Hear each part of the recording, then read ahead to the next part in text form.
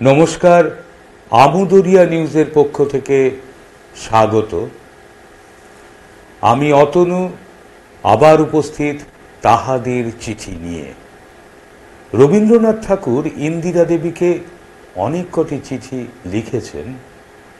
London থেকে 1913 সালে যে চিঠিটি লিখেছেন, প্রথম চিঠি হিসেবে আমাদের কাছে চিহ্নিত, সেই চিঠির দ্বিতীয় পর্ব আজ শুনবেন। তারপরে যখন আমেরিকায় গেলুম, ভাবলুম কিছুদিন চুপচাপ করে বিশ্রাম করব। কিন্তু চুপ করে থাকবার জায়গা আমেরিকা নয়।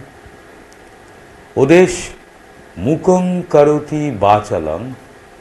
বিদেশ থেকে যে কেউ গেলেই আমেরিকা তার কাছে বক্তৃতা দাবি করে বসে।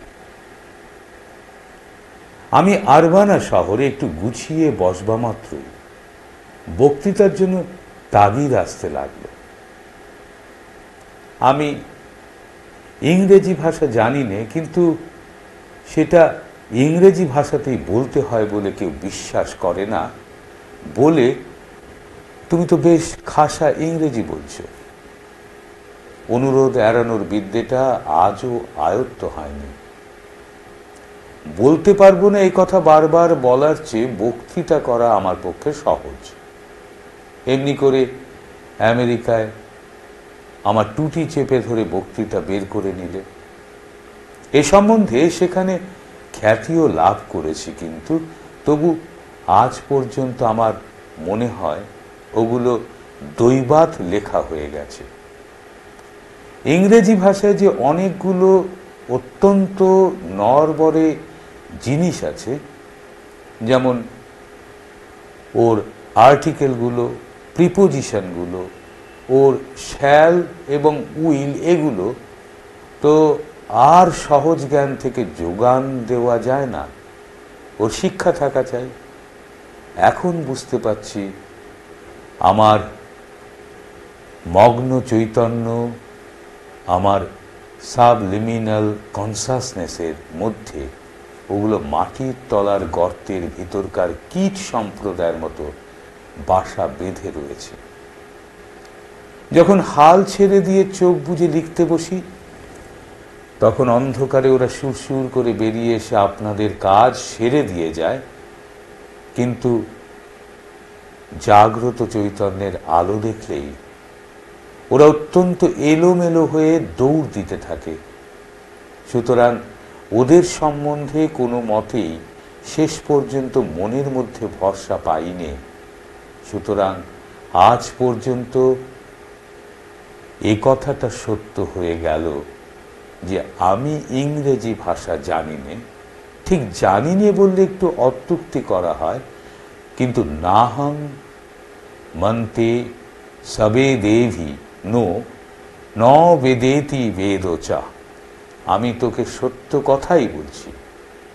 এ কয়টা ইংরেজি প্রবন্ধ লিখতে পেরেছি বলে আমার মনে একটা দুশ্চিন্তা জাগছে, এই যে এই নজিরের উপর বরাবর আমি চলব কি করে। কৃতকার্য হবার মতো শিক্ষা যাদের নেই, যারা কেবলমাত্র নেহাত দৈবক্রমে কৃতকার্য হয়ে ওঠে, তাদের সেই কৃতকার্যতাটা একটা বিষম বালাই। আমরা আমেরিকা থেকে ফেরবার পর 1 সপ্তাহ পূর্বেই সুরেন এখানে এসেছে। আমরা আমাদের একটা পুরাতন পরিচিত বাড়িতে বাসা নিয়েছি। এখানে সুরেনের জন্য ঘর খালি পাওয়া গেল না, তাই সে রোজ সকালে তার হোটেল থেকে এসে আমাদের সঙ্গে দিন কাটিয়ে যায়। তার কাজকর্মের জোগাড় একরকম হয়ে উঠেছে বোধ হয়। হপ্তা 2-এর মধ্যেই ফেরবার জন্য প্রস্তুত হতে পারবে। রথী এবং বৌমা হয়তো বা সুরেনের সঙ্গেই ফিরবে, কিন্তু আমার এখন ফেরবার জো নেই। কারণ জুন মাসের প্রায় শেষ পর্যন্ত আমি এখানে বক্তৃতার দায়ে আবদ্ধ হয়ে পড়েছি।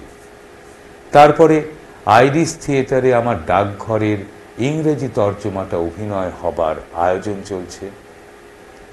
ওটা যে এবং তার দলের বিশেষ ভালো লেগেছে তারপরে আমার আরও একটা বড় খাতা বোঝাই তর্জমা সারা হয়েছে, সেগুলো রোটেনস্টাইন প্রভৃতি আমার বন্ধুদের কাছ থেকে পরীক্ষায় উত্তীর্ণ হয়েছে এবং এগুলি ছাপবার বন্দোবস্ত করতে তারা উৎসুক হয়েছে।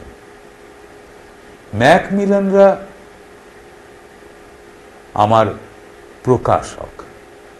গীতাঞ্জলির দ্বিতীয় সংস্করণটি অল্পকালের মধ্যে নিঃশেষ হয়ে গেছে, এতে ম্যাকমিলানরা উৎসাহিত হয়েছে।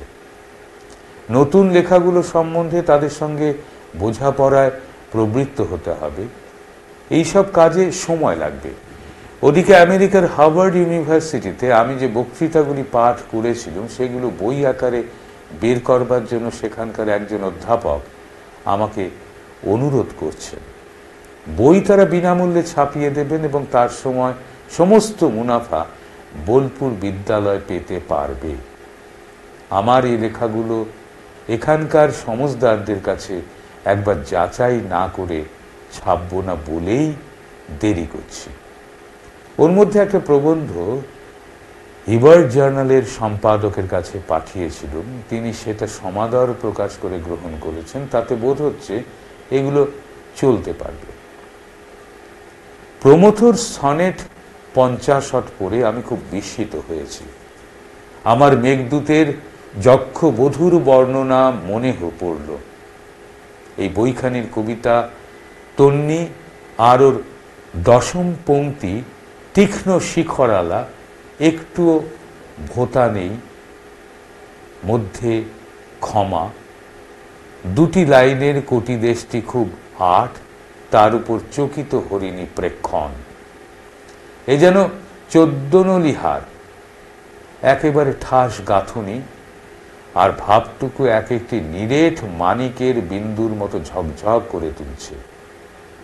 কেবল আমি এই আশা করছি কবিত্বের এই সুতীক্ষ্ণতা ক্রমে প্রশস্ত হয়ে আসবে, এর ধারালো নবযৌবন পূর্ণ যৌবনের রসভারে বিনম্র হয়ে পড়বে এবং এখন পাঠকের মনকে প্রতি ছত্র ফুটিয়ে দেবার দিকে এর যে ঝোঁক আছে সেটা আপনি ফুটে উঠবার দিকেই সম্পূর্ণ হবে।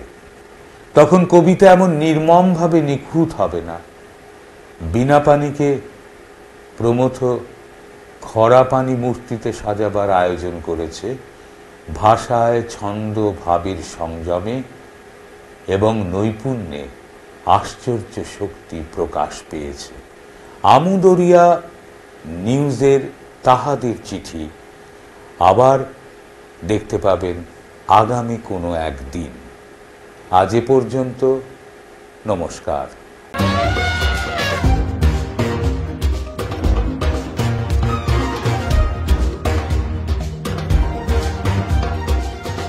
আসছে হাতি ও অভিযান, প্রতি শনিবার ঠিক রাত 9টায়।